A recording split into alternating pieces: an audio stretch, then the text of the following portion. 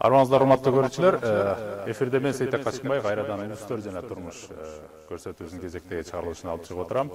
Бүгүн биз сиздер менен мурдан бери айтылып келип жүргөн реформалар жөнүндө сөз кылмакчыбыз. Реформалар дегенде жөн эле реформалар үчүн реформалар эмес, бир кандайдыр бир мамлекеттин алдында турган аженда, максаттар болуп, ошол максаттарга жетүү үчүн колдонулуучу реформалар жөнүндө сөз кылмакпыз. Бүгүн Кыргыз үчүн үлгү болуп бере турган, мурда Сингапурду карап кеткен болсок, бүгүн Грузиянын моделин алып карап, алардын тарыхый тажрыйбасы, практикасын жана эки негизги суроонун тегерегинде болот. Бул эмне үчүн Грузиянын колунан келди, эмне үчүн Кыргыз улусунун колунан келбей калды. Экинчиси, эмне кылсак Грузиядай болуп биздин да колубуздан келет деген негизги эки чоң суроо бар. Ал үчүн бүгүн бизге атайын коноктор чакырылган. Эмесе коноктор менен чекеден тааныштырып кетейин. Кош келипсиздер. Эмесе биринчи коногубуз Гүлнур Туралы айым. Бизде медиа эксперт. Сиз мурдадан бери Грузияга бир нече жолу барып келип жүрөсүз. Ошон үчүн сизди чакырдык. Андан кийин Жанаракай мырза, азыркы жогорку кеңештин депутаты, мындай тааныштырууга деле муктаж эмес инсан, кыргыз эли баарыбыз билебиз, чыган инсан. Андайымда болсо, Жолдош Оспон мырза, кош келипсиз. Сиз Пенсильвания университетинин магистратураны бүтүп келипсиз. Азыр болсо саясат жана улуттук изилдөөлөр борборунун директорусуз. Сиз да Грузияга бир нече жолу барып келгениңиз белгилүү. Эмесе талкууга кирише берели, мындай экспромтом эркин өтөбүз. Негизги сиздер акыркы жолу качан барып келдиңиздер? Биринчи суроо мындай. Биринчи мындай кириш сөз иретинде айтып берсеңиздер, качан барып келдиңиздер? Анан кийин мындай тереңдетип суроого киришелик. Biz tуура айтып кеттиңиз. Биринчиден чоң рахмат бизди чакырып талкууга чакырганыңыз үчүн. Биз жакында Гүлнар айымдан көбүз бир ал жердеги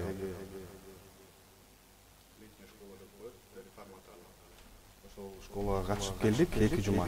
Ал жерге барганда алар бизди ошол болгон реформалардын баардыгы менен тааныштырып, мамлекеттик алдыңкы ишмерлер менен жолугуп, ошол бир баягы дагы бир жолу көз карашыбызды дагы бир жолу ошол реформалар жөнүндө үйрөнүп, билип, ошо жакында эле могу июль айында келдик. Я 2 раза была в Грузии в 2016 году. Организовала пресс-тур для всех пресс-секретарей государственных органов, и в качестве официальной главы делегации мы ездили в Грузию именно изучать их опыт открытости, прозрачности работы и коммуникации с населением. И вот буквально несколько недель назад мы с Жолдошем поучаствовали в школе летней реформаторов и также изучали опыт Грузии.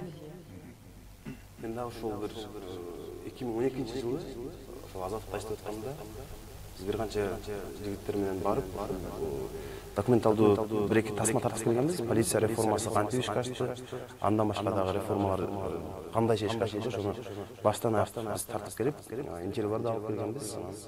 Ошол биздин өзүбүздүн телекөрүүчүлөргө көрсөткөнбүз. Ошондо мен бир 4 жыл, 5 жыл болду барган. Алкыш, эмесе фундаменталдык суроо да. Негизинен бир табышмактуу суроо бар. Эмне үчүн Грузиянын колунан реформаларды ишке ашырыш колунан келди да? Муну салыштырмалуу, арийне Грузияда азыр деле проблемалар бар экен. Бирок салыштырмалуу, аттын кашкасындай болуп көрүнүп турат экен да. Ал эми бизде, Орусияда көпчүлүк эксперттер айтат, реформалар так эле ишке ашпай калды да. Талаада калган. Өзгөчө Грузияда мамлекет улус куруу, state building деп коет, строительство государства деген. Бул ушул жактан абдан ийгиликке жеткизет да. Өзгөчө анын бир фрагменти катары ошол азыр жаныбыз айтып кеткендей, ички иштер министрлигиндеги реформалар өтө жакшы болду дейт да. Сиздердин оюңуздар боюнча Жолдош мырза, сиз баштап берсеңиз. Эмне үчүн Грузиянын колунан келди? Биз көп жолугушууларды өткөрдүк. Ошол жолугушуулардын баарынын саясий таануучу болобу, же алдыңкы мамлекеттик ишмер болобу, же оппозициядагы, же пропозициядагы саясатчылар менен ар кандай саясаттануучулар менен сүйлөшүп келсек, бир нерсени айтты да, бул эң негизги саясий эрк депчи. Грузияда саясий эрк болгон. Анан башка жерлерде ошол саясий жетиштиби деген суроо да. Анан экинчиси болсо бул баягы смена поколения коет да. Бул реформаны эч качан мурда иштеп жүргөн, ошол мамлекетти башкарып жүргөн адамдар менен кыла албайсың. Жаңы адамдар келиш керек. Ошол байланбаган мурунку системада иштебеген көпчүлүк болуш керек дегенчи. Анан ошол баягы өзүңүздөр билесиздер, ошо Грузиянын эң биринчи жетишкендиги бул ошол мамлекетте иштебеген ар кандай жаш профессионалдарды окуп жаткан жеринен, иштеп жаткан жеринен дүйнөдө ошолордун баарын тартып алып келип, ошолорго көпчүлүк түшкөн да. Ошол менен айырмаланып, ошол менен ошол жооп болуш керек да, менин оюмча. Эмнеге Грузияда болду, башка жерлерде бир жетишкендик түрдө болбой калды. Я повторюсь, что политическая воля – это самый главный фактор успеха Грузии. И там руководство реально проявило железную волю для того, чтобы обновить страну, сделать трансформацию. То есть они даже не говорят про реформу, они говорят про трансформацию. Это очень большое понятие. Это и культурная трансформация, это и политическая, и экономическая трансформация. А второй очень важный аспект, просто добавлю к тому, что Жолдош сказал, это смена поколения, но не только во властных структурах, это очень хороший такой проектный подход. У нас старшее поколение политиков, они всегда говорят, что молодые не готовы к власти, они должны быть государственниками и так далее. Но на самом деле молодые, пусть они не приходят с таким большим государственным сознанием, они подходят с нормальным проектным подходом. У них есть бюджет, у них есть цели, у них есть задачи, и они идут к каким-то конкретным результатам, и они их добиваются, и делают это абсолютно профессионально и честно. То есть здесь они не думают о каких-то глобальных вещах, ой, давайте сделаем что-то для народа, они просто работают для народа. И это этот отличный проектный подход, когда министр приходит, делит команду на проектные группы, у каждого есть бюджет, а каждый знает, что нужно сделать, и каждый знает, что в конце года должна быть построена такая-то тюрьма, она должна работать, да? А в конце года не должно быть в стране проблем с туберкулезом. И есть система мониторинга и оценки, то есть здесь не нужно быть, не знаю, философом для того, чтобы этого добиться. Для этого нужны люди, которые знают, как это делать. Поэтому Саакашвили написал письма всем молодым выпускникам зарубежных университетов, которым было по 23, по 26 лет. Они приехали, и они сделали. И вот вам доказательство, что просто старшее поколение где-то лукавит, не пускает во власть, и просто в управлении, это даже не власть, а молодых людей.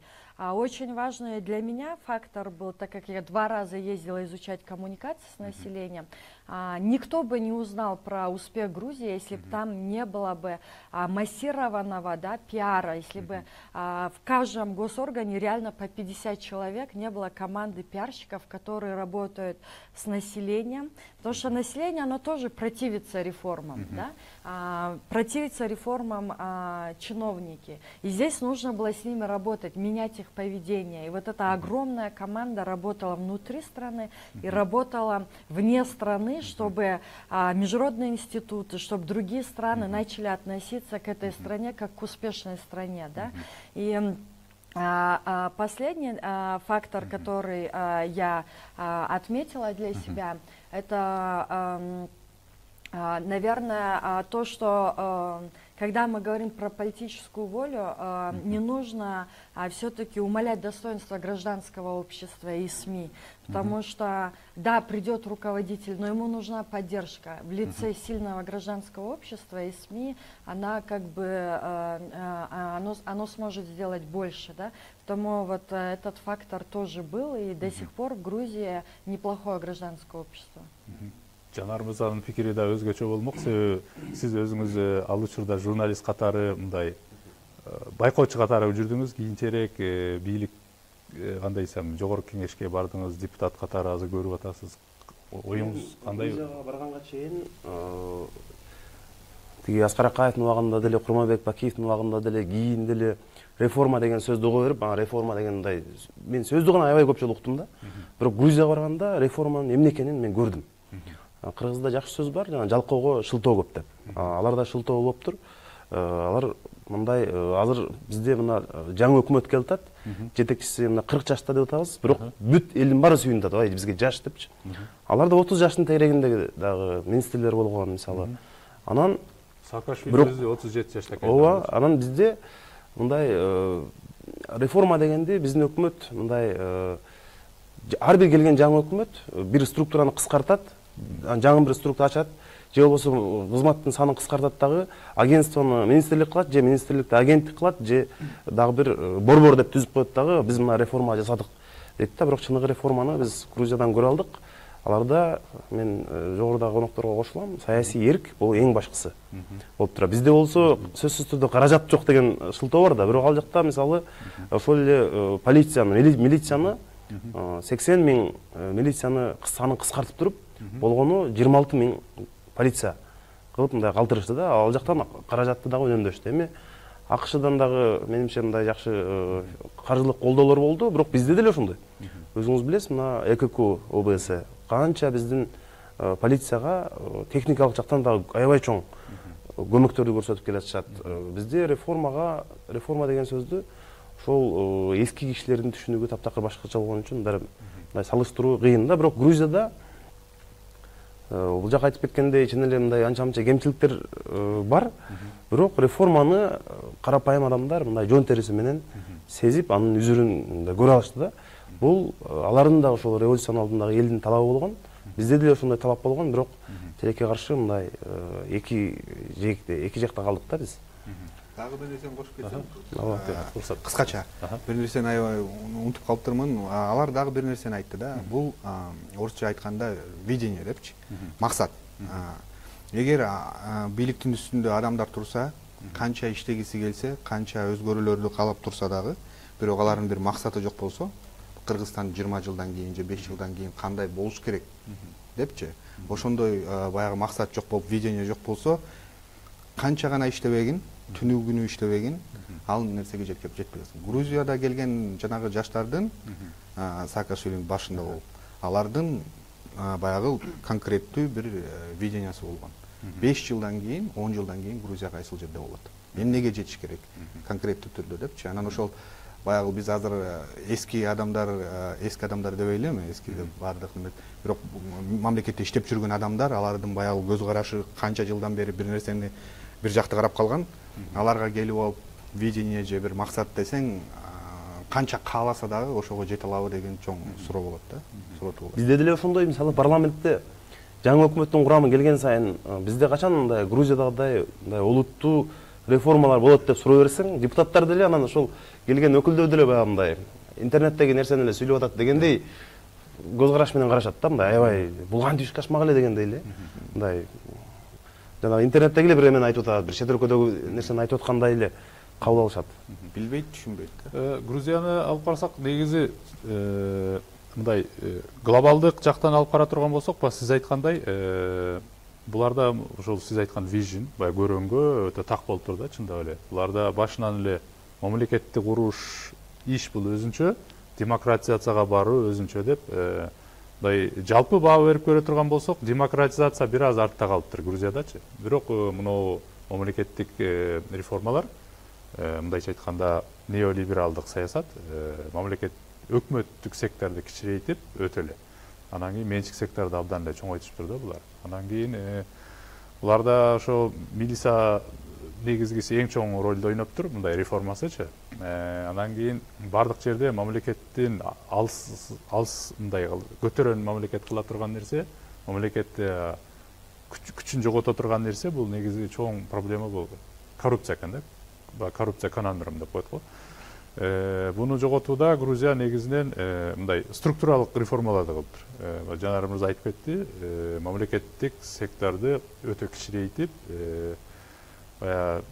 айтып кеттиңиз 26 000 полиция калыптыр деп. Бирок 2011 жылкы статистиканы карасак, азыр Грузияда 14 000 эле милиция бар экен да жалпы жөнүндөчү. Бул деген нерсе 40 000ге жакын мындай ички иштер министрлигинин кызматкерлери мындай жумушсуз калыптыр. Баарын кетириптир. КГБны жоюп булар милициянын ичине бир жөнүндө департамент катары киргизиптир дагы. Аларды ошондой чалгын иштери менен, интеллектуалдык иштери менен алек кылат экен. Бирок мындай оппозицияны баса калып, же бирөөнү каматып кылышпайт экен да көбүнчө. Анан кийин мамлекеттик сектор канчалык кичирейген сайын уурдаганга коррупциянын пайда болгонуна мындай opportunity деп коет го, мүмкүнчүлүк азаят экен да. Мындайча айтканда, мамлекеттик сектор менен менчик сектордун күнүгө жолугушкан мүмкүнчүлүгү азайса, бул азаят экен. Бул ошо компьютерлөштүрүү, автоматташтыруу же болбосо мындай башка жол менен төлөмөй деген сыяктуу ушундай жолдорго келиптир да. Здесь еще важно сказать, что им повысили зарплату. 10 эсе өстү деп атат. Всем Айлыктар 10 эсе чиновникам өстү дейт. повысили зарплату. То есть, в принципе, в Кыргызстане коррупцию вот среди госаппарата невозможно искоренить, если мы не начнем повышать коррупцию. Ой, не начнем повышать зарплату. То есть это вот основной момент, да, мы его забываем. И Грузия, она тоже была не самой богатой страной, но она пошла на это, увеличила зарплату, и приход пришел от экономии, от коррупции. То есть все, что все деньги, которые лежали в тени, они пришли в бюджет, и они опять смогли платить зарплату. То есть вот на это должен тоже быть готов, да, руководитель страны повышать зарплату. Сизден кичине улап кетсем болот, сиз жана жакшы айтып берип кеттиңиз баягы эмне болгонун. Бирок бул жердин арасында бир адам менен жолуктук. Ал адам ошол баягы экономикалык реформалардын башында турган. Каха Бендукинза менен чогуу кылган экен, азыр Эркин университетинин ректору Бато Лежава дегенчи. Анан ошол бир 3 мыйзамды айтты. Биз баягы экономика тармагындагы, коррупция жагындагы биз 3 принцип, 3 мыйзам менен гана башкардык депчи. Биринчиси бул канча эгер адамды жарандан же бизнестен ал берген маалымат бир жолу берсе, андан экинчи жолу же үчүнчү жолу же бешинчи жолу эч качан мамлекет сурабаш керек. Бир жолу кирдиби маалыматы, андан кийин кандай гана документ болобу, кандай гана нерселер керек болсо жаранга, андай маалыматтар сурабаш керек. Бул биринчи принцип. Эгер муну бузса, бул преступление. Экинчиси, ал жана сиз айтып кеттиңиз, жарандардын же бизнестердин анан кийин мамлекеттин ортосундагы байланыш, күнүндө жолугуу ошол баягы коррупцияга мүмкүнчүлүк жаратат. Ошондуктан ошол мүмкүнчүлүк, ошол жолугушууларды кескин түрдө жоюш керек. Анан үчүнчүсү болсо, мунун баарын кандай кылабыз дегенде, мунун баарын автоматташ керек деп. Анан жаңы технологиянын доору болуп турганда ошого жечкенге мүмкүнчүлүк болду да. Коррупциянын баягы эң баягы коррупциянын жаралышына мүмкүнчүлүк берген нерсе бул мамлекеттеги адамдын, чиновниктин, жөнөкөй жарандын же бизнестин жолугушунан жаралат. Ушул жолугушууларды азайтыш керек, жок кылыш керек, мүмкүнчүлүккө карата. Анан ошенткенде коррупция өзү кетет деген бир 3 мыйзамы бар экен. Бирок ошол мыйзамдар менен бүт экономика жаатындагы министрликтерди баарын реформалап түздөп келишти да.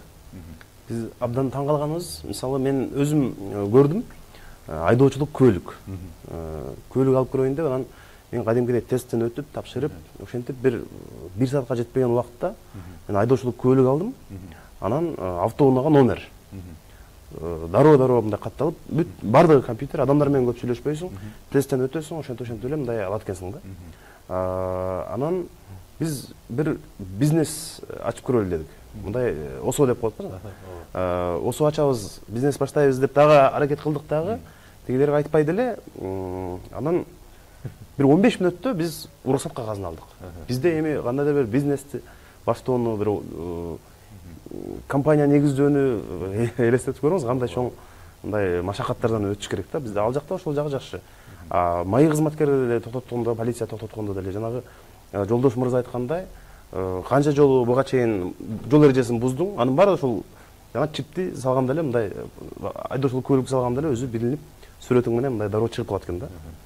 Ошо баягы өтө маанилүү экен да, могу ГАИ дейбиз го биз. Ошо милицияны баягы биринчи этабы катары грузиндер окусам айтат да, булар баягы ГАИнин жырткычтыгынан кутулуу деген принциптен өттүк деп айтат экен да. Бул сөзмө сөз ушинтип которулат да. Бул predatory деп коет го, жырткыч, баягы хищничество деп коет го. Бул чындап эле бизде ГАИ аңчылыкка окшоп эле турат го бардык жердечи, мындай баса калып эле сени мончойго жыгып же болбосо ошону жок кылды деп айтып атат да. Бул ошо структуралык жактан буларды кыскартып, анан ага мыйзамдык укук берди деп атат. Ошентип турганга мүмкүн эмес, уруксат эмес деген сыяктуучу.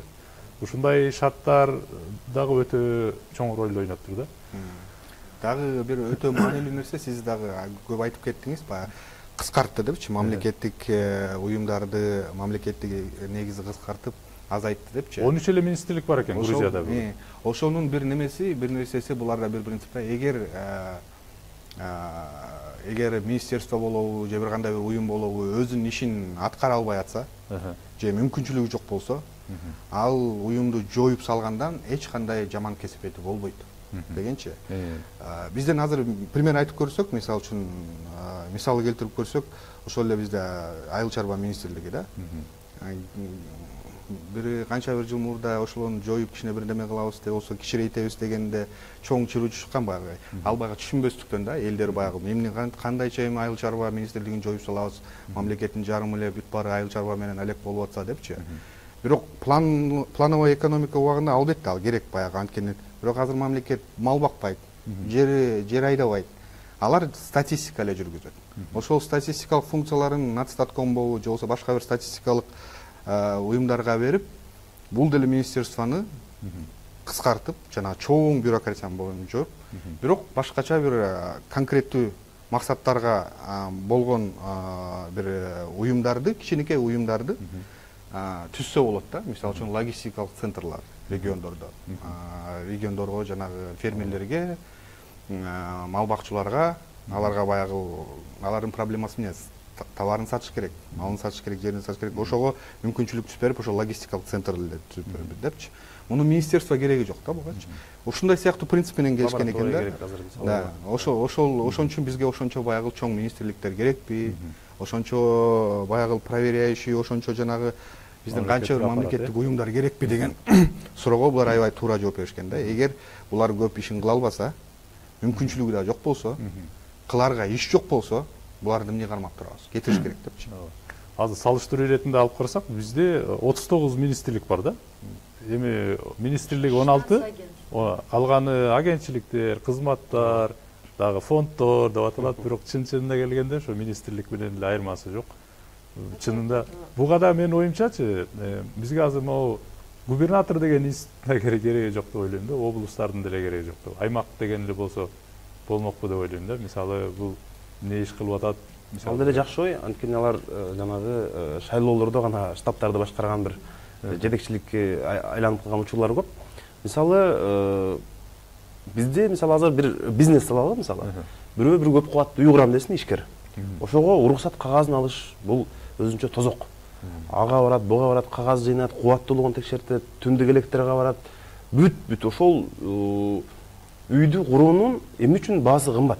Анткени анын бир топ каражаты ошол мамлекеттик органдарга мындай коррупция иретинде бергенден улам, жанагы ар бир метр квадраты кымбаттаганы мындай ошондон да. Грузияда өзүңөр көрдүңөр, жана бирдиктүү терезе деп коет, единое окно деп. Абдан жакшы ишке ашкан. Бирок мен таң калганым, Грузия жөнүндө биз көп мисалдарды бир канча жылдан бери кылып келатабыз. Кыргыз өкмөтүнүн бир канча агенттиктин, шаар бийлигинин, өкмөттүн өкүлдөрү Грузияга барды. Аябай көп катташты бир жылдарчы. Барып тынбай үйрөнүп келип атышты. Бирок мындай эч жыйынтык жок да. Баары эле көрөт, барат, анан келгенден кийин эле мындай ишке ашпайт да. Мага ошол аябай таң калышты. Эмнеден көрөсүз ушу азыр аралашып калдыңыз? Бул бир эле нерсе, анткени бизде саясий эрк жок, жетекчилик, анан баягы кыргызча айтканда кашаң деп коет го. Анткени бул биздикилер мындай реформаны башкача түшүнөт. Экинчиден реформаны мындай акырындык менен реформа кылабыз дейт бардыгы. Грузияда болсо эч качан акырындык менен реформа болбойт дейт. Реформа деген бул заматта болуш керек. дароо ишке ашырыш керек. Акырындык менен реформа кылабыз деген ал мындай жок сөз. Бизде министрликти кыскартыш мактурсун 2010 жылдан кийин баары эле билет, мисалы бир жигитке кызмат жетпей калып, ыңкылапта маанилүү роль ойногон жигиттердин бирине дароо бир министрлик ачып бере калып туруп, мына ушул жерде сен иштетесиң деп кайсы бир бюджетти бөлүп берип, мындай министрлик ача коюу дагы жаштарды алдап адамга ыңгайлап туруп министрлик ачып коюу дагы мүмкүн да бизде.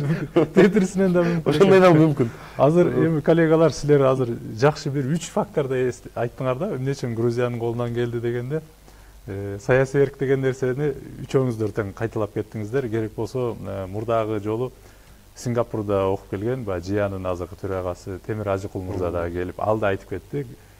Сингапурдагы ошо реформалардын сыры негизги эки нерсе маанилүү экен депчи. Бирөөсү ошол эрк, саясий эрк деп айтты да.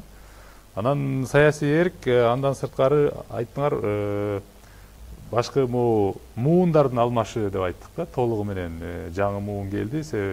Жаңы муун жаштар көбүнчө жаманбы жакшыбы мындай мындай тууганчылык, андай мындай коррупциялык иштерге көп интеграциялап аралашып кала элек деп атат да, салыштырмалуу таза, анан билимдүүрөөк деп айтып атасыз. Анан буга дагы өтө маанилүү, мен да бир кошумча бир фактор маанилүү экен деп айтып атам. Плюс ага Жанар мырза да айтып кетти. Биринчиси бул Грузияда айтып атат, негизинен массада дагы кайсы бир критикалык масса бар эле дейт да. Алар дагы ушундай реформалар болсун деп мындай талап кылып турду деп атат. Буга ошо масс медианын ролу өтө чоң болду деп атат. Сиз пиар уюмдар ар бир министрликте болду деп атпайсыңарбы? Анан ушулардын баарын бир жылдын ичинде создурбай, мындай бат аралыктын ичинде мындай көрсөтүп, биринчи мына МВДдан ички иштер министрлигинен баштаганда ага мындай коомчулук көрүп эле анан өзү Саакашвилинин командасындай колдоп, башынан аягына чейин мындай кызыгып туруптур да, мындай колдоо көрсөтүпчү. Чындап эле. Бирок бизде мындай болгон жок. Керек болсо азыркы спикер мырза, Чыныбай мырза себеби дегенде өгүнү курултайда айтты. Могу 6 жылга ал киши монтип баа берди да. Бул туруктуулуктун жылы болду деди. Бирок өнүгүүнүн, үмүттүн, келечектин 6 жылы болгон жок. Мага шанс берсеңер президенттикке, мен ушул өнүгүүнү, кийинки үмүттү, келечекти мен алып келейин деп айтып атат да. Демек бул мына өздөрүнө жооп берди да. Мына 6 жылда бизде азыр туруктуулук элеке болуп тур да. Бир гана мындай саясий гана стабилдүүлүк үчүн 6 жыл өмүрүбүз кеткендей болуп калып атат да.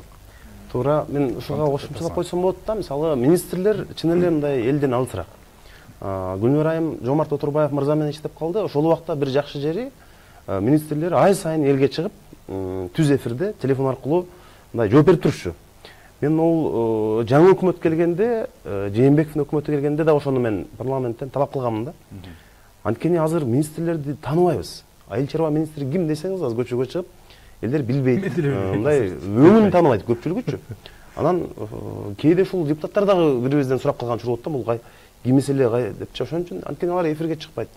Түз эфирге суроолорго жооп бербейт. Гезиттерге жанагы байланыш учурлары мындай барбайт да.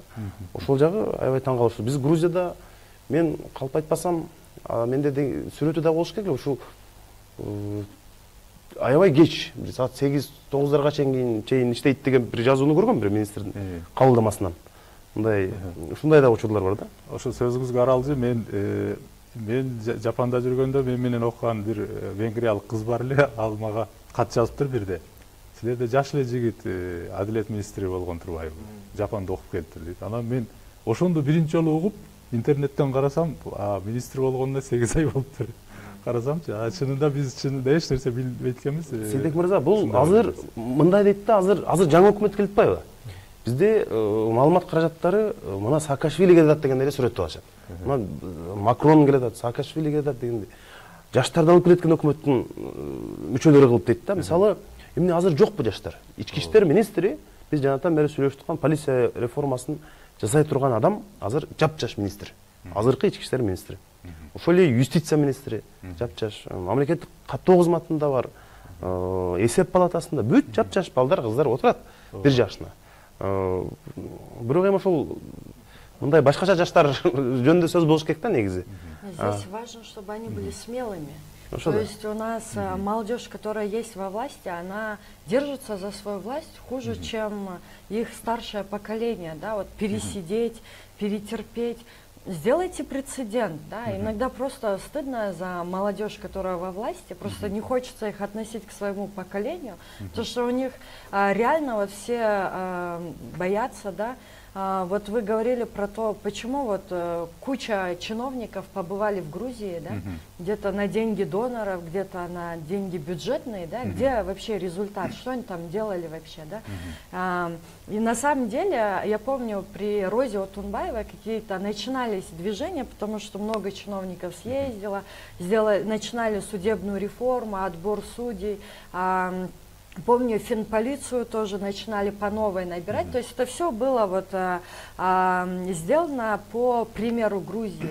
Но чего нам не хватило? Нам не хватило упорства. Когда я в Грузии спросила, мы тоже обновили финполицию, мы тоже обновляли судей. Они сказали, мы сделали это 3 раза. То есть систему 3 раза людей надо поменять, чтобы вот эти люди, которые приходили в систему, не портили других. Несколько раз нужно было поменять. У нас не хватило на это, да, ни упорства, ни смелости, ни трудолюбия, да. Второе, нам мешают политические амбиции политиков. Очень вот эта вот ситуация, когда раздирают они друг друга. Мы говорим, что у нас было 6 лет стабильности, у нас не было 6 лет стабильности. У нас, если я не ошибаюсь, 5 раз премьер-министры поменялись, да? Как вот в таких условиях можно делать какую-то реформу, да? Не было у нас стабильности и не было прогресса. Ни того, ни того. Я не знаю, что у нас было последние 6 лет. Статус-кво, да, то есть, по сути, при такой ситуации, когда каждый политик хочет стать премьер-министром, да, и строит козни Джорку Кенеше, конечно, ничего невозможно добиться. Здесь стабильности не было, я не согласна. Улантып кетейин, сиз дагы айтып кетпеңизби, туруктулук деп баягы спикер чыгып айтты депчи. Бул тарыхта болгон эле нерсе да. Муну эмнеге айтып атышат? Муну мурунку спикер дагы айткан, мурунку президент дагы айткан, анткени баягы адамдарды ким токтотот? Адамдар эгер өзгөрүүнү каалап атса, жаңы нерселерди карап атса, эмне токтотот? Бул бир коркунуч токтотот, туура? Мамлекетте бир согуш болуп кетет, же дагы бир неме болуп кетет, же эл аралык бир неме болуп кетет деп ошол коркунучта баягы өзүңүз жакшы билесиз. Кайсыл мамлекетти албасак, коркунуч менен элдерди башкарып турат. Анан албетте ушундай учурда баягы туруктулук деген бул аябай жакшы нерсе да, аябай жакшы нерсе. Ошондуктан мамлекетте иштеген же мамлекет тараптагы саясатчылар албетте бул туруктулукту кайталап айтып турушат. Вот эртең жаңыланууну каалайсыңарбы, өзгөрүүнү каалайсыңарбы, бирдеме чыгып кетет. Жок, азыр жакшы болуп келатабыз, туруктуу келатабыз, ушу бойдон калалы деген баягы сөз да. Анан албетте бул кайталанат. Кийинки спикер дагы айтат, Сейтек мырза. Кийинки спикер дагы айтат, кийинки президент дагы айтат. Анткени булар баягы чоң аргумент да. Жаңы нерселерден чекит коюу, өзгөрүүлөргө чекит коюу. Эми ошону конкреттештирсек, көбүнчө өлкө башчысы дагы чыгып туруп, эмнегедир Сирияны жакынкы чыгышты мисал кылышат да. Мына карабайсыңарбы, Сирия эмне болуп атат? Кандай мамлекет эле жок болуп кетүү коркунучунда турат да. Бирок ошол эле убакта эч качан Грузияны, же ошо Европа мамлекеттерин, же Сингапурду, же Малайзияны мындай мисал катары келтиришпейт да. Ошол бирок мы еще надежду не потеряли, мы все время же говорим про политическую волю. Я очень пессимистично смотрю на то, что у нас будет в октябре. Вот, поэтому я думаю, что нам надо посмотреть также на опыт Украины, где реформы происходят благодаря гражданскому обществу, вопреки политической воле. У них есть организация, реанимационный пакет реформ. То есть все реформы делаются под давлением гражданского общества и СМИ. И так как у нас тоже не ожидается, мне кажется, политика, которая придет с политической волей делать что-то, нам нужно объединиться как гражданское общество и организовать спрос от населения к той власти, которая придет, чтобы у нее не было выбора. Хочет, не хочет, мы требуем. Да? Вот это, мне кажется, ближайший путь на 6 лет, который у нас есть, это все-таки усиление гражданского общества, усиление СМИ, это объединение наших усилий. Туура. Гүлнур айымдын сөзү сиз азыр негизинен биз өтө турган экинчи суроого баштап бердиңиз да, жакшы болду. Биз азыр буга чейин эмне үчүн болбой атат деген суроо же эмне үчүн бирөөнүкү болуп атат деген суроону талкууласак, эми кантип мындан ары биз ошону ишке ашырышыбыз керек деген суроо жөнүндө талкууласак да, сиз азыр абдан маанилүү нерсе айттыңыз. Себеби мындай коомдун арасында дагы бир жаманбы жакшыбы бир жука болсо дагы бир критикалык масса пайда болуш керек экен да, сөзсүз. Мындай биз келечекте кандай мамлекетти каалайбыз депчи. Бизге заманбап меритократияга негизделген мамлекет керек. Ал үчүн бизге могу реформаларды кылышыбыз керек деген мындай ошону эксперттик жактан түшүнбөсө дагы, бирок интуитивдик жактан өзүнүн жүрүм-туруму менен ошондой нерсени колдогон бизге мындай критикалык масса коомго керек деп ойлойм да, сиз айткандай. Да, но все-таки с культурным сознанием надо работать людей. Вот я приехала из Грузии очень такая вдохновленная, что нужно делать реформы. И возле моего двора остановился водитель троллейбуса и целился, чтобы плюнуть в мой двор. И когда я ему сказала, можно не плевать там, где дети играют, он просто меня выматерил последними словами и уехал. Я поняла, что в стране, где люди сами себя не любят, свою землю не любят, не уважают, да, других людей вокруг, очень тяжело что-то сделать. То есть нужна культурная трансформация, да, и в этом смысле надо с людьми работать, потому что вот я позавчера была на юге, до сих пор же рассуждать, не только на юге, да, в любой регион поедешь, до сих пор же рассуждают родоплеменными, да, какими-то терминами. Парадигмами. Да, парадигмами. То есть ты пытаешься им сказать, что нам нужна такая-то страна, а тебе говорят, что нам нужен политик вот с такого-то клана, и мы все идем за ним. Вот как вот, хотя бы в Грузии не было вот этого, да, и это все у нас лежит в голове, и с этим, да, и вот как раз-таки на нас ответственность поработать, да, с людьми, объяснить им, к чему мы придем вообще, если мы дальше будем жить вот такими понятиями, да, вот я думаю, что параллельно нужно делать большую культурную трансформацию. Ошол эле учурда мен Гүлнур айымдын сөздөрүнө 100% кошулам. Бирок ошол эле учурда менин оюм кичине дагы бир нерсе кошулуп кетет да. Кээ бир досторум менен жолугуп сүйлөшүп калганда алар айтышат, эмне кереги бар деп критика катары эле кылып, эч кандай өзүнүн салымын кошпой, өздөрүнүн иши менен жүргөндөр аябай көп. Чет өлкөгө кеткендер көп. Бирок менин оюмча кошулушубуз керек. Саясий процесстерге кошулушубуз керек. Адамдын түйүндө баягы бар болсо, баягы өзүнүн бир принциптери, ал адамды бузуш, ал адамды бир туура эмес жакка алып барыш, бул өтө эле оор нерсе да. Биз азыр айтып кеттик, кээ бир жаш атка менелери бар депчи азырчы. Алардын келип чыкканы эле бир чоң суроо туудурса болот да. Ушуга чейин кандайча ошонун баардыгына чыдап келди депчи. Ошондуктан бизде менин оюмча биздин жаштар, айрыкча билимдүү, жогорку билимдүү жаштар өздөрүнүн баягы сиз айткан баягы максаты, видениясы бар адамдар биригип кошулушу керек процесстерге. Таймашыш керек. Азыркы саясатчылардын арасына кошулуп сүйлөшүш керек. Саясатчылардын арасында дагы, мен дагы азыр кичине саясатка аралашып жүрөм. Саясатчылардын арасында дагы көп нерсе түшүнбөстүктөн болот экен. Билими аздыктан. Ошондуктан алар менен сүйлөшүп, алар менен бир нукка буруу, кичине болсо дагы бир кандай бир прогрессивдүү идеяларды киргизүү бул мүмкүн. Ошондуктан биз четке тура бербей, албетте бири сынасың, эки сынасың, үч сынасың, бирок жыйынтыктар болот деп ойлойм да. Баягы эки фронтко бөлүнүп алып, биз жакшыбыз саппакпыз, булардын баары капкара дегенде жыйынтык чыкпайт го, башка кайра немеге алып барат го деп. Баяхата с краю деген позиция туура эмес. Ошондуктан биздин жаштар мисалы үчүн ошондо жанардай болгон. Азыр жанарды мисалы үчүн Кыргыз мамлекетинин түйін бұртына барсаң да жанар таанышат.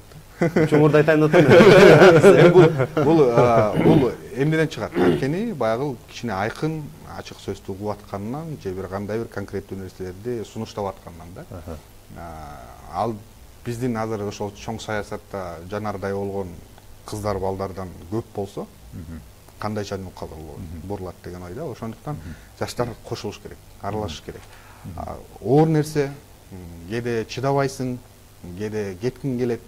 Бирок баягы адамдын түйүндө бар болсо, туура принциптер, туура бир баалуулуктар, ал адамды сындырышы өтө оор деп ойлойм. Но здесь это, Жолдош, надо еще думать о том, что у взрослого поколения, у них тоже есть ответственность. Мы все время вот сейчас на себя взваливаем, молодежь. Всегда наши предки, да, наши дедушки, бабушки учили бережно относиться к природе, учили бережно друг к другу относиться.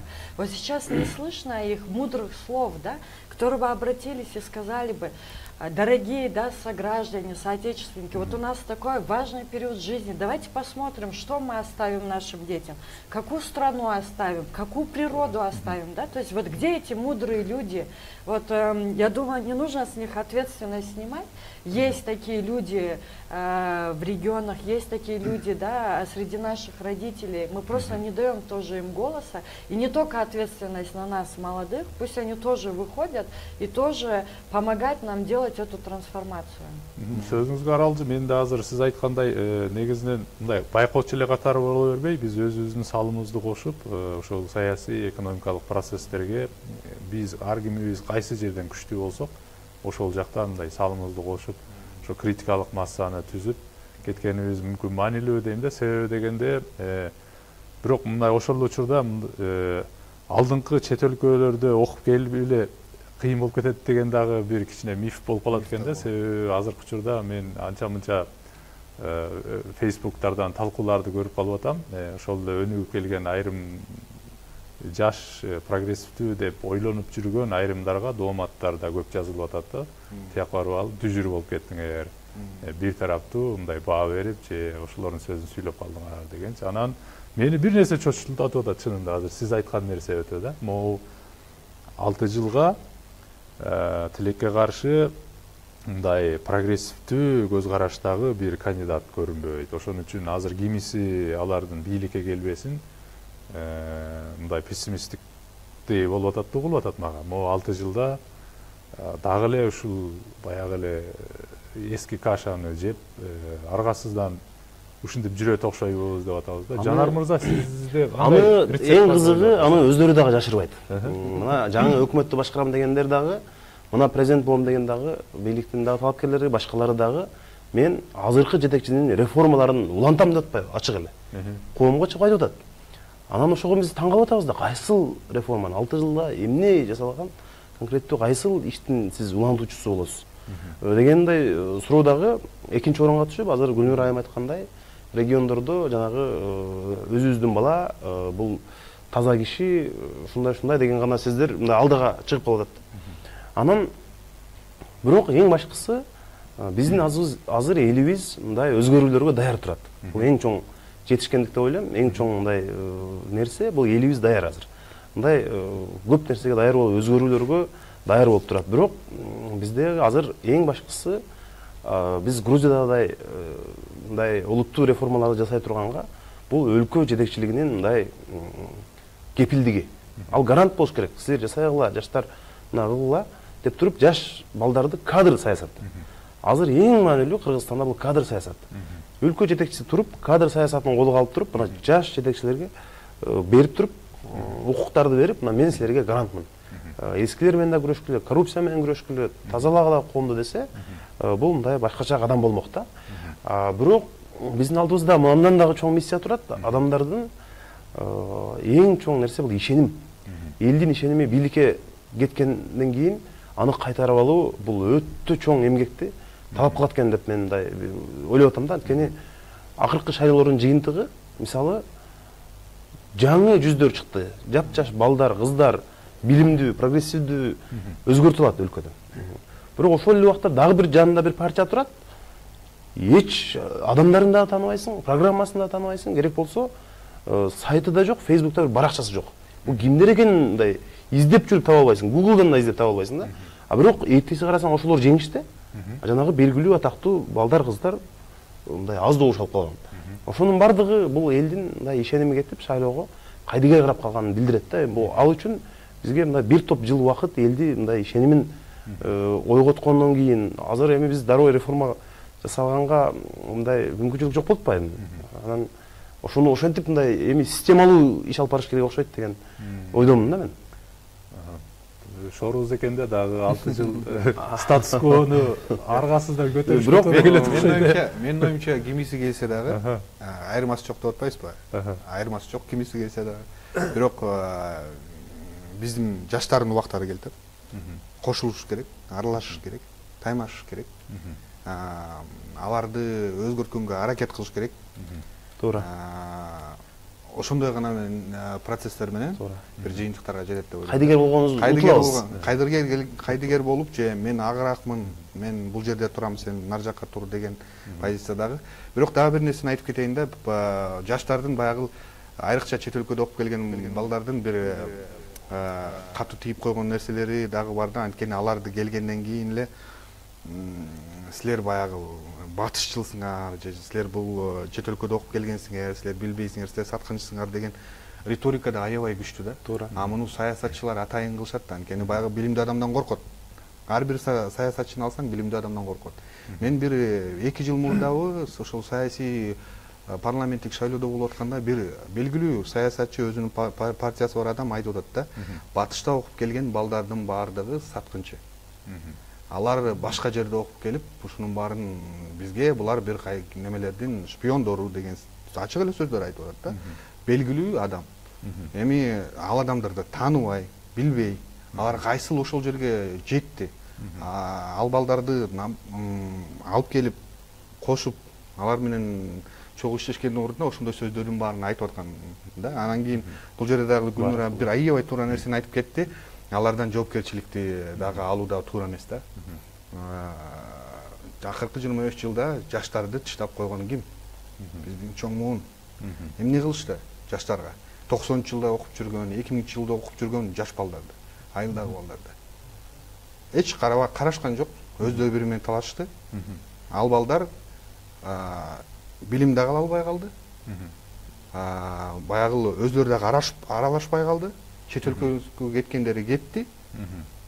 Анан кийин ошолордун арасындагы кээ бир балдар билимге умтулуп, чет өлкөгө өздөрү мүмкүнчүлүктөр менен барып келген балдардын баарын силер саткынчысыңар деген бул албетте бул аябай туура эмес одоно иштер болуп аткан да. Чтобы дискредитировать, ладно, Грузия далекий пример. Надо как в Казахстане, у них есть программа «Болашак», где наоборот казахский президент заинтересован отправить, да, как можно больше людей, получить самое лучшее в мире образование, и еще обязывает вернуться и поработать в государственном органе, а не то, что там дискредитация. Вот это соседняя страна, да, делает то, что рядом происходит. Бул боюнча биз ушундай сунуштарды биз эми парламент баргандан кийин мен бир 10дон ашыгын кат жазып турмун өкмөткө. Ушундай бир программаларды, анан жаштарды парламентке чакырып сүйлөштү, жана Эрмек Адылбеков сыяктуу жаштар ушундай программаларын айтышты бардыгы. Бирок өкмөттөн мындай эле бир кат жооп келет экен да, мага аябай ушул таң калыштуу.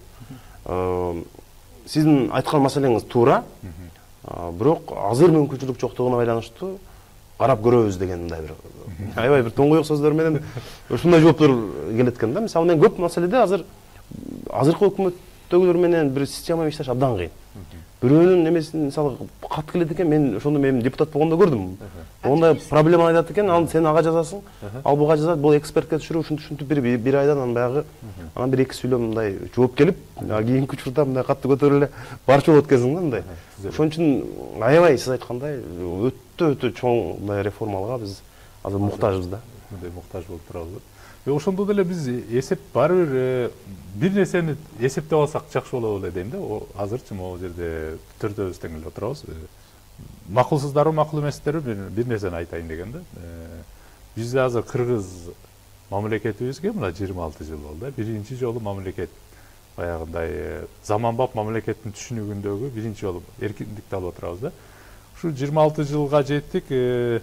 Бул канчалык мындан ары дагы ийгилик ашат билбейм. Бирок биз азыр биздин алдыбызда 4 чоң тапшырма турат деп ойлойм да.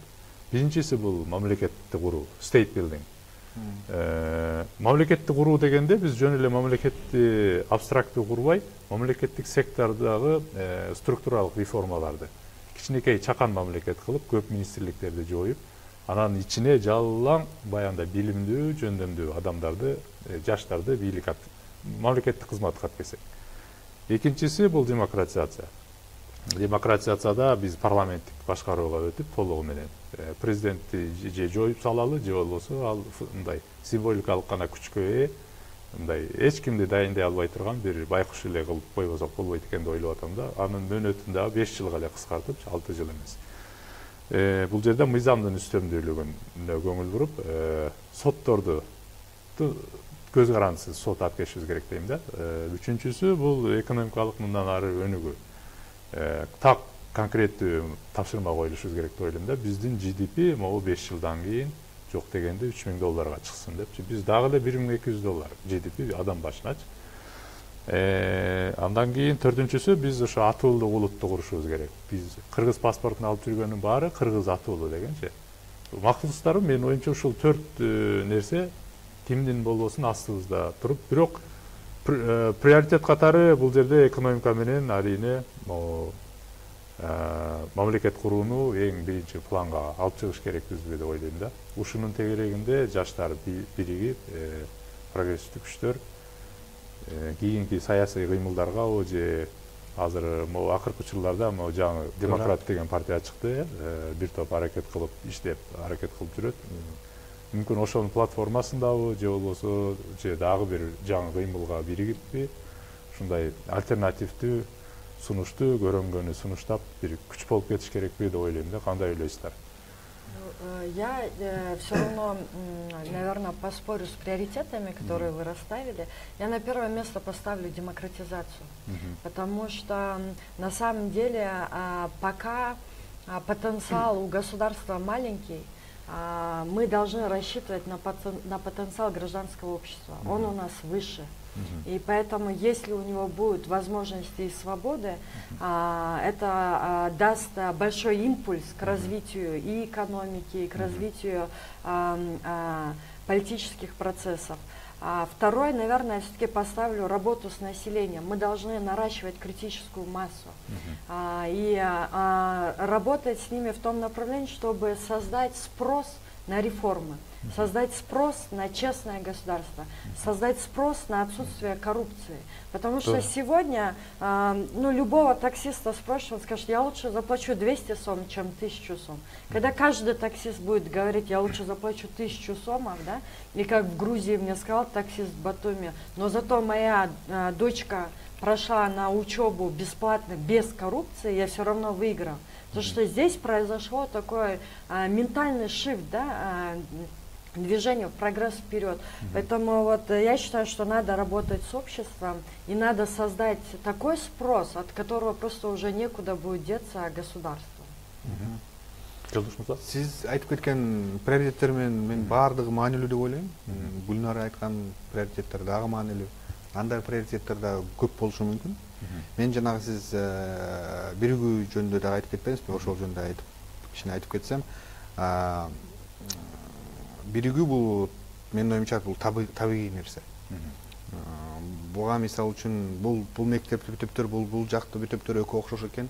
Экөөнүн баягы жашаган жол, басып өткөн жол окшош экен, ошол экөөнү бириктирсек экөөнүнөн бирдеме чыгат дегенде дагы бул негизи ошол эле демократ болбосо дагы башка партиялар да көп көргөзөт да. Бул баягы туура эмес. Биз баягы башында эле критерийлер туура эмес коюп атабыз да. Баардык жакшы университетте окуп келгендер давай чогулалы же баары билимдүүлөр, прогрессивдер чогулалы дегендечи. Бул табигый нерсе, бул жерде менин оюмча биригүү керек. Бирок бир нерсенин үстүндө да, бир нерсе. Экономикалык өнүгүү, мамлекеттүү бекемдөө, башка нерселери кийин ошондон чыгат да. Бул сиз айтып кеттиңиз, көрөңгү максат. Кыргызстан 5-10 жылдын алдында эмне болуш керек? Биздин балдарыбыз чоңоюп калганда кайсыл мамлекетте жашаш керек деген бир ошол көрөңгүнү чогуу бир көрөңгүнү көргөн адамдар өзүлөрү табигый жолу менен биригет болуш керек. Албетте анын баарын чакырып сүйлөшүш керек, баягы процесстерге катышылат, адамдар таанышышат, билишет. Бирок баягы бул приоритеттер, сиз айтып аткан жанагы немелер, булар кийинки нерсе деп ойлойм да. Бул баягы адамдын биринчи баягы көрөнгүсүн көрүп, анан ошонун үстүндө иштеп чыкса болчу. Калгандары баягы айтып койгорса, это технический момент. Мен айтканым себеби биздин көрөнгүбүзгө ушул 4 негизги аженда башта туруш керекпи деп ойлогонум да. Бирок мен деле макулмун, негизинен буларды приоритет бирин-бири дебей, оюмча параллелдүү төртөөнү тең эле алып кетсе болот деп ойлойм да. Туура. Мисалы саясий актер болуп калдыңыз, Жанар мырза, сиз азыр мындай эффективдүү партиялардын ичинде да кирдиңиз, жогорку кеңеште дагы мындай саясий акторсуз да азырчы, мындай действующий дегендейчи. Сизде кандай көрөнгө болуп атат? Эмне кылсак ушу критикалык массаны чоңойтуп, кандай альтернативдүү жолу бар деп ойлойсуз? Биздин өлкө жетекчилигине кошуна өлкөлөрдүн жетекчилеринин дагы таасири аябай чоң. Анткени алар алгач экономика, анан демократия дегенди мындай дайыма кулагына коюшат да. Биринчи экономиканы ойлоп, экономика, анан демократия депчи. Менимче ушул аябай туура эмес, анткени мындай экөө кошо жүрүш керек деп ойлойм да. Бирок элди кыдырганда эң чоң маселе, мен жаңы парламентке келгенде аябай мындай кызыктай мыйзамдарды талкуу болду. Ошол эле эркин медианы, жанагы муунтуу сыяктуу, же болбосо чет өлкөлүк агенттер тигиндей мындай деп, анан ошондо мен чыгып сүйлөдүм да. Мен айттым, биз жаңы эле шайлоодон келдик. Биз эми шайлоо бүттү. Бир алгач эле ушундай мыйзамдарды талкуулап атабыз. Бирок эл менен жолугушканда бир дагы шайлоочу чет өлкөлүк агент деген мыйзам кабыл алып бергилечи деп суранган жок. Бирөө дагы ушул бизге эркин медиалар мындай жолтоо болуп атат деп айткан жок. Аларда эң чоң маселе бул жумушсуздук, коррупция, айлык акы, ошол сыяктуу мындай маселелер да. Азыр эми жаңы мыйзам боюнча 9% чек коюлду. Эмки шайлоодо каалайбызбы, каалабайбызбы, жакшы көргөн күчтөр менен жаман көргөн күчтөр мындай сөзсүз биригишет. Сөзсүз башка арга жок. Анткени ошолор бир мындай Сейтек Качкынбаев менен Камчыбек Ташиевич отуруп калышы мүмкүн кээ бир жерде Бакыт Төрөбаев менен дагы бирөөсү отуруп калышы мүмкүн. Бул эми мындай табигый нерсе. Анткени 9% чектен ашуу үчүн азыр бардык эмкиде болгону ошол бир 5-6 партиянын ортосунда күрөш болот. Бирок жаңы күчтөрдү менимче азыртан жакшылап иштеп баштаса, менимче өтө көп мандат болбосо дагы азыраак мандат менен, бир 20га жетпеген мандат менен парламентке келип алса, бул өтө чоң күч. Кээ бир маселеде мен парламентте азыр тилектешиз деп мындай урамын да. Ошондой эле. Мисалы азыр эртең жаңы өкмөт келет 25-тинде. Азыр депутаттарга сен кандай суроо бересиң деп кагаздар түшүп атат. Мындай даярдапчы. Эми ошого мындай жок, бул туура эмес дей турган бир канча адам болсо, менимче 10-20 адам деле парламенттин маңызын, табиятын өзгөрткөнгө, башкаларга үлгү болгонго чоң мүмкүнчүлүк болот. Жок, мен албетте ошондой бир күчтөргө кошулууга даярмын. Аны эми эфирден кийин сүйлөшөбүз. Бирок ошону мен айтам да, мисалы депутаттар сүйлөшөт да, мындай партияны алып өтүш үчүн мынанча миллион доллар керек, монча штаб керек, анан таасирдүү адамдар. Менимче азыр ошол каражатсыз деле өтсө болот экенин далилдей турган мындай бир мезгил келип атат. Демесе, урматтуу коноктор, тилекке каршы бизге берилген убакыт аябай аз калды. Бүгүн атайын ушундай алтындай убактыңыздарды бөлүп бизге келип ой пикириңиздер менен бөлүшүп кеткениңиздерге чындап эле мен абдан ыраазымын. Бир чынында сиздер көп сүйлөшүңүздөр керек. Мындай бизди көрүп турган азыр жаш муун, жаңы муун дагы бар. Ошолорго дагы биз мындай көбүрөөк өрнөк болуп, мындай ой пикирибиз менен бөлүп турушубуз керек деп ойлойм да. Чоң алкыш эмесе, атайын келип берипсиздер. Дагы эфирден мындан ары дагы мындай актуалдуу темаларга чакырып турабыз, келип турасыздар. Эмесе, урматтуу көрүүчүлөр, бүгүнкү улустор жана турмуш көрсөтүүсү соңуна келип чыгып атат. Мен Сейтек Качкынбай сиздер менен бүгүн кайыр кош дейм. Кайрадан эфирден көрүшкөнчө саламатта туруңуздар.